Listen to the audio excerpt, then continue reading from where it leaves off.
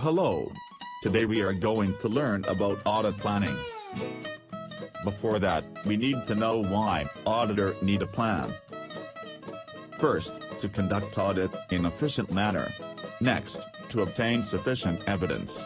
Furthermore, to help avoid misunderstanding.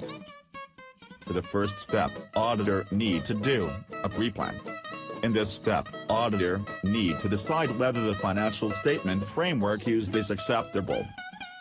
Auditor also need to obtain whether the management agreement that it acknowledge and understand responsibility preparing financial statement based on framework, understand responsibility to establish internal control, agrees to provide all information that might be relevant in preparing financial statement and on auditor's request. Then, auditor need to make an initial audit by doing an ethical clearance, and request information about management integrity, disagreement with management about accounting policies, and communicate to those charged with governance regarding fraud and internal control related matter. Auditor also need to know client's reason for audit, whether it is a financial report audit or any other special audit. Check on the staff requirement for audit engagement. And then, prepare an engagement letter. But, what is engagement letter? It's a letter from auditor to the client. It's also an agreement between auditor and client for audit. And, it is sent to client before commencement of audit. Inside it, there are scope of audit, responsibilities of auditor and management, identification of applicable FR framework, references and statement about circumstances that report may differ from expected form. What is management assertion? CO's director discharge their stewardship functions by making representation of their business conduct through FS. The categories of management assertions are completeness, presentation, existence, rights, valuation, and occurrence. 3 categories of FR assertion are, classes of transaction and events, account balance, and presentation. Next, we move to the next step, which is obtaining background information. Auditor need to have better understanding on client's background and history, major activity, and reliability of internal audit. Auditor also must obtain knowledge about client's industry and business, to establish any unique accounting requirement, and identify industry and inherent risk. Auditor also need to make a tour at client's facility, and then identify related party information, such as government regulation. Lastly, review the requirement of expert work. Step number 3, obtain information about client's legal obligation. First, examine Memorandum of Association MOA. Secondly, examine Article of Association AOA. Thirdly, examine the minutes of Board of Director BOD. Fourthly, examine contract. Finally, in obtain information, examine minutes of shareholders meetings. Step 4, perform preliminary analytical procedures, page 94 in your audit textbook. What is mean by analytical procedures? Analytical procedures originally developed and used for the purposes of financial statements. Analytical procedures as an audit tools is consistent with the cost benefits or risk analysis approach into auditing. Do you know why we need analytical procedures? Absolutely not, right? So here's the things. First, to assist in planning the nature, timing and extent of audit procedures. To identify potential errors.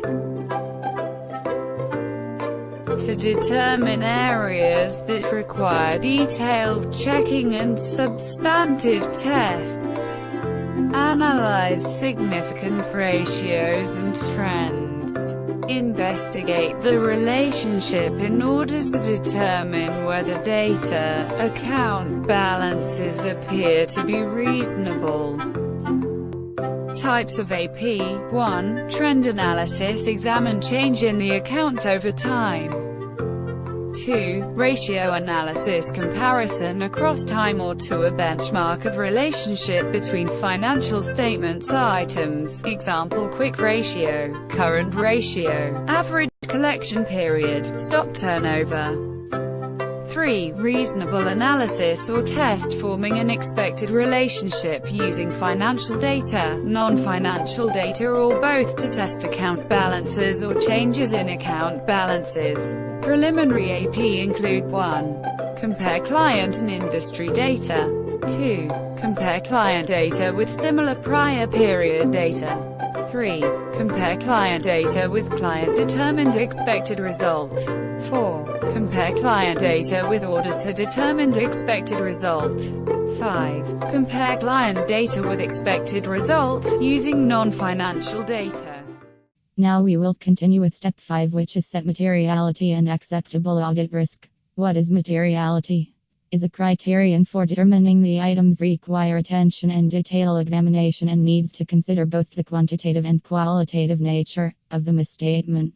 Well, audit risk is the risk that the auditor gives an unmodified or unqualified audit opinion when the financial report is materially misstated. There are 2 types of risk faced by auditor. One of it being audit risk and the other being auditor business risk. Audit risk consists of 3 risks, which is inherent risk, control risk and detection risk. Examples of business risk are limitations and sanctions imposed. Audit risk model is calculated by using IR times CR times DR. How to assess audit risk? Audit risk and its component is assessed by the auditor to represent a matter of professional judgment by the auditor. Due to this, some steps are taken to minimize audit risk, such as plan and delegate the audit with due care, audit evidence are properly documented, and many more. However, since the auditor cannot examine every item, the auditor has to select a sample of items for testing. In example audit sampling, it is to enable the auditors to obtain and evaluate audit evidence about some characteristic of the items selected in order to form or assist in forming a conclusion concerning the population. There are 5 methods of sample selection, which are random selection, systematic selection, haphazard selection, monetary unit selection, and block selection. Steps in compliance testing are by determining the sample size, then choose the sample of selection, and then executing sample plan and evaluation. Well, the steps in substantive testing is by population distribution, then audit risk, then difference estimations, and lastly steps in difference estimation. The final step is step 7, which is develop an overall audit plan and audit program. Audit program is a document which contains audit procedures to be performed by Audit Assistant AA. Purpose of AP: provide a set of detailed, step-by-step, audit procedures to be performed by Audit Assistant. Advantages of AP is ensure completeness of audit work, and it ensures no duplication of audit work.